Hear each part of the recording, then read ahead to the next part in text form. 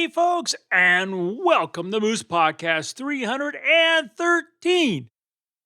Fall is definitely here. I actually saw some fall color. I was so thrilled to see it. Around the ranch here, it's kind of brown, but I hope where you are, you get to celebrate the season of gorgeous light, but also great color. So get out there and make some clicks. In the process, make sure you stop by and talk to my good friends at Bedford Camera. Bedfords.com, sponsors of the Moose Podcast. The PhotoCon is coming up here in a few weeks. Yep, we're in October already.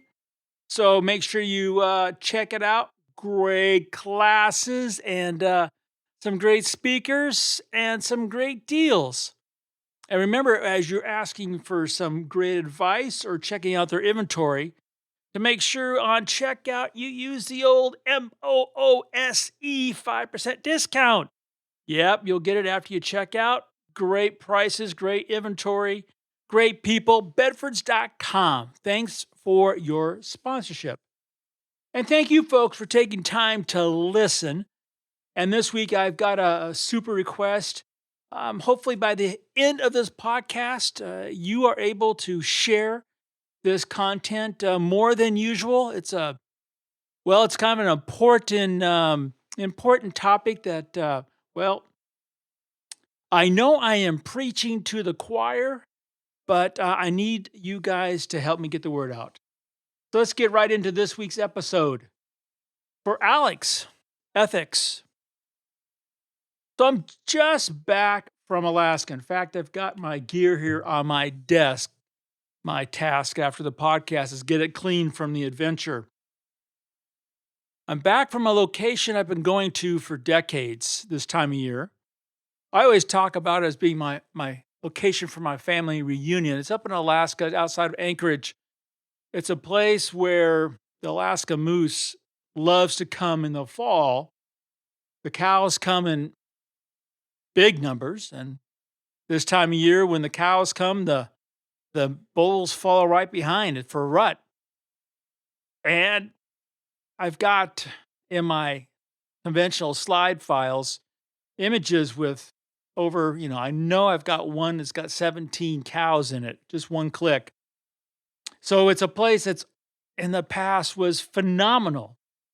Now, I was there last year, and I kind of talked about in podcast and on the blog the lack of sightings and even fewer photographic opportunities in this incredible valley.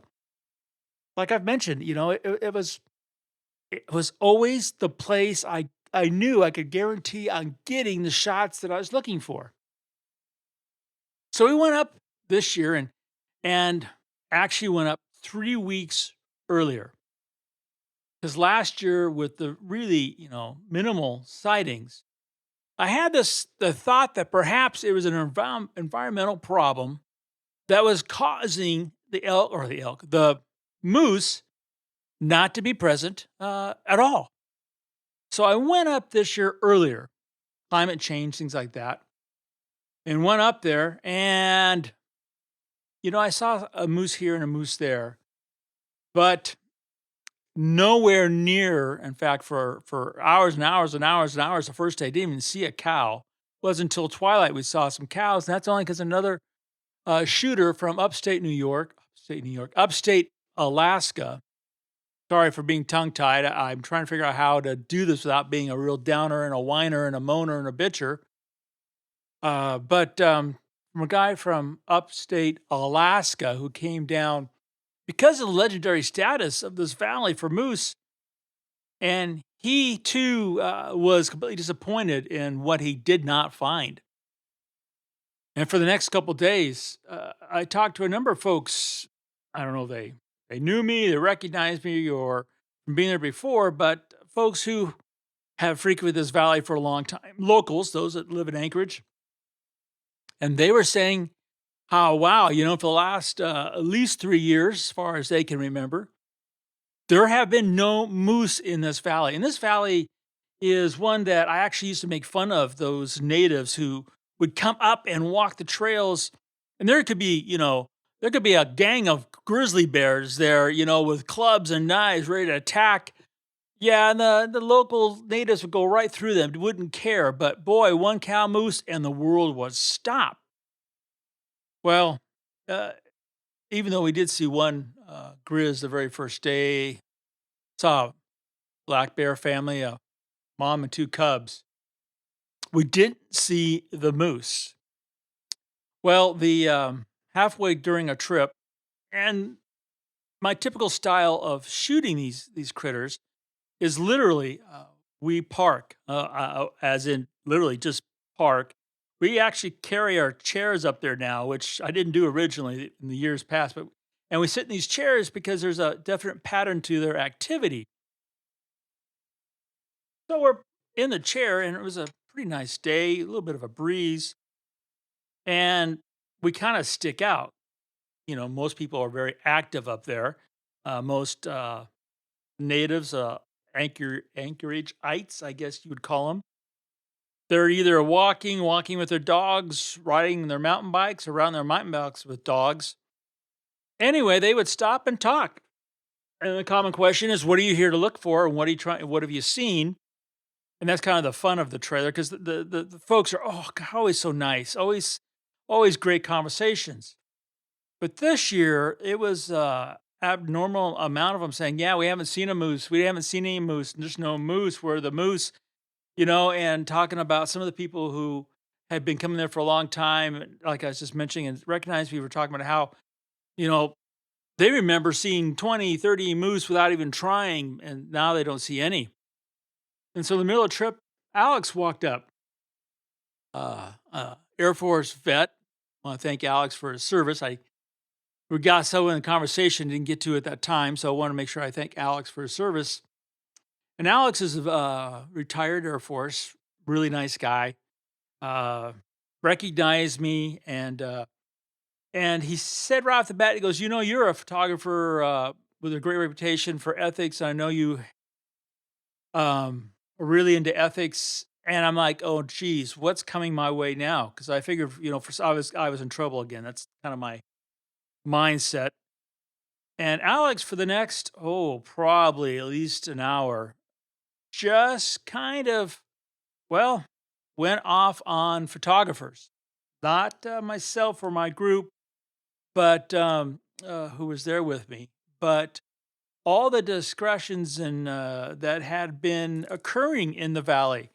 And since I'm only there for a week, in the fall, I don't see it all. But the bottom line was, Alex said that the moose, the moose population, the moose photography had been literally destroyed by photographers. And he's like, he said to me, he looked at me with, big eyes and his heart in his hand. He said, "Moose, you gotta get the word out about ethics. He was blaming it all on social media. That field ethics are gone. They're out the window." And I mean, he was talking about how these drone photographers were taking down the signs that say drone photography not allowed here, and they're taking these signs down and shooting with their drones.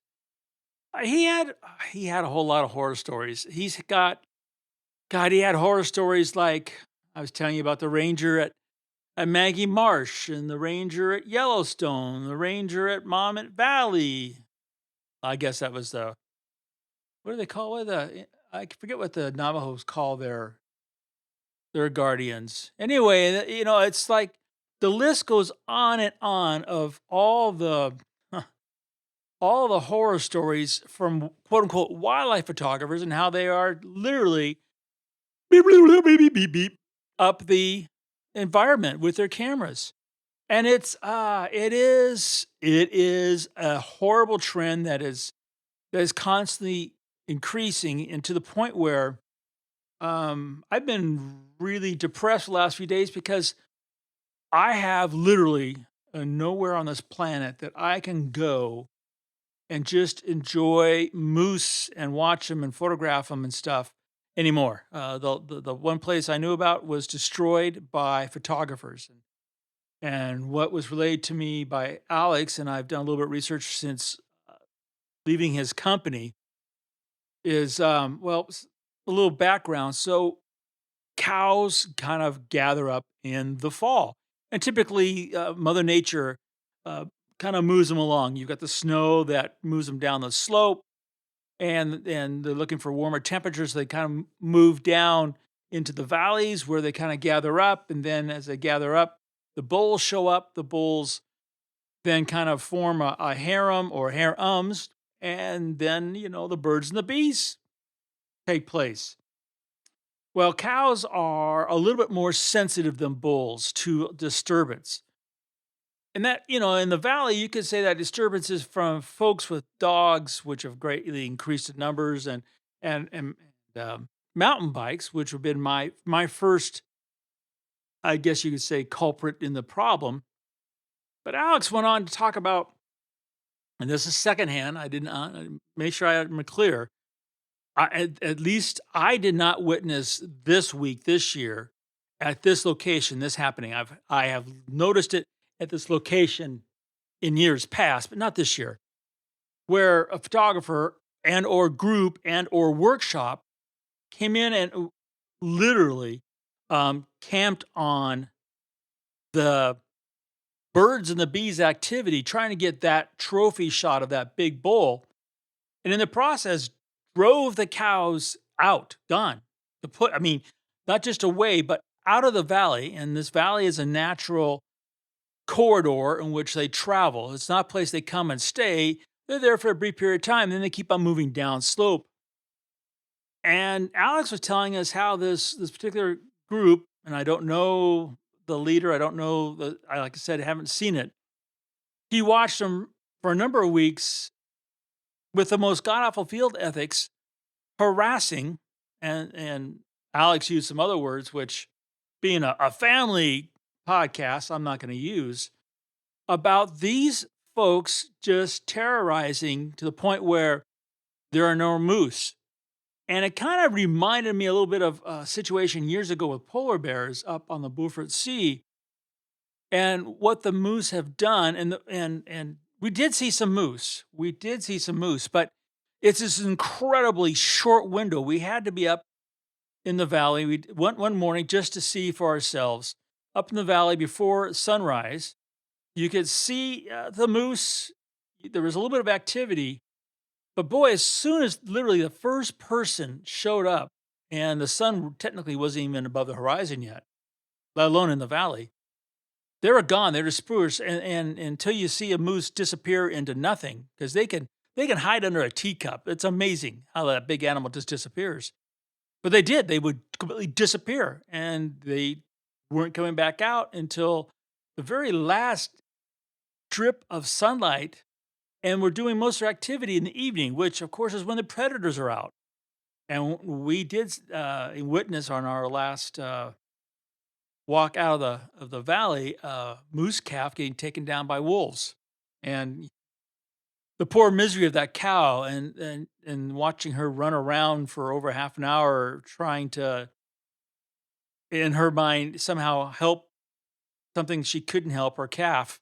But the activity by photographers was to the point where now these critters, literally, if they can't reproduce, they disappear.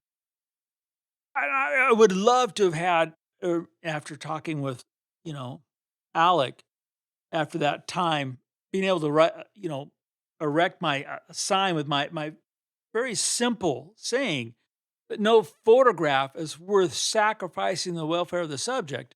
I mean, I wish I could have, but I can't. Um, Field ethics, there's so much that goes into it that starts with, if you just think about common courtesy, for example, it's happened to me personally. I've seen it happen to others more than once. If you're and, uh, I guess it's old school, but if you're the first person on that scene and you're shooting, be it a landscape or a crit or whatever, it's kind of like it's yours. It's you kind of for the moment if stake claim to it, and then if somebody else wants to join in, at least in my little group, you always ask, is it okay to join you before the people just come trudging in and scare off the subjects, which God happens so much.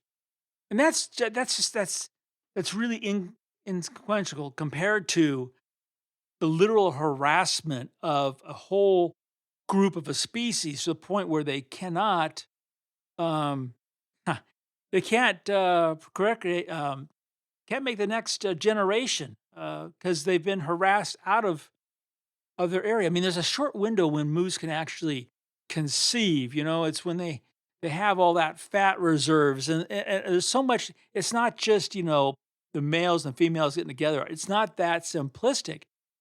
And to harass the cows who are shy to the point where they are gone, um, it's God. It's the examples I could spend hours and hours and weeks and weeks and weeks and weeks talking about all these different examples, but that's not going to do any good. Rather, I need to call on you folks, and I know I'm preaching to the choir, but we've got to do something. These critters are already, God, they got their backs against the wall because we've already wiped out so much of their habitat. We've degraded so much of their habitat. You read these reports where they're saying half of the bird species on this planet in the next 10 years will be at the edge of extinction. 10 years. I mean, oh God, we as a community we have to get involved. We have to take a stance. When you see point blank assholes being assholes and they have a camera, just because the camera doesn't excuse that. The photograph isn't worth it. I mean, if at least if I saw some of these photographs that these people are destroying critters for, at least out there, I, I wouldn't probably be so incredibly agitated. I'm trying not to blow up. So I would just blow out everything in my office because of this anger. But these people take these pictures and what do they just suck? So you don't want to share them?